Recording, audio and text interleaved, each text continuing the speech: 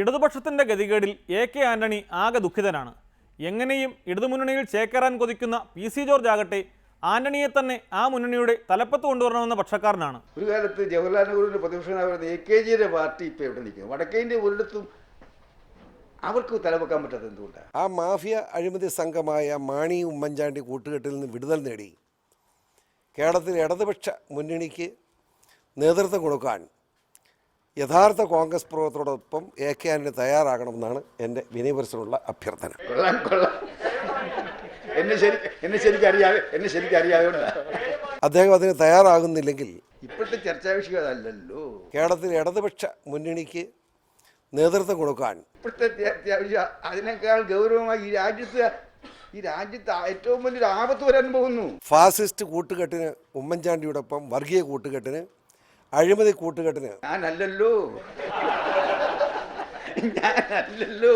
ഞാനിപ്പോൾ ഡൽഹിയിലല്ലേ, ഞാൻ കേരളത്തിൽ പോലും ഇല്ലല്ലോ. ബഹുമാനപ്പെട്ട എ.കെ. ആന്റണി കൂട്ടു നിൽക്കുന്നു എന്ന പേരുദോഷം ഉണ്ടാവും. ഞാനിപ്പോൾ ഡൽഹിയിലല്ലേ, ഞാൻ കേരളത്തിൽ പോലും ഇല്ലല്ലോ. ആന്റണിയെ പറഞ്ഞു പ്രലോഭിപ്പിച്ച് കേരളത്തിൽ കൊണ്ടുവന്നേ പി.സി. ജോർജ് അടങ്ങുള്ളൂ എന്ന് തോന്നുന്നു. അല്ലെങ്കിൽ തന്നെ ബീഫ് കഴിക്കാനാകാതെ ദില്ലിയിൽ വീർപ്പുമുട്ടി കഴിയുന്ന ആന്റണി അവിടെ കഴിയാൻ പേടിയാണെന്ന് വരെ കോൺഗ്രസുകാർ കേൾക്കാൻ പറഞ്ഞുകൊണ്ടിരിക്കുന്ന കാലമാണ്. ഒടുക്കം എന്താകുമോ എന്തോ. ഡെമോക്രസി വീണ്ടും അടുത്ത ദിവസം.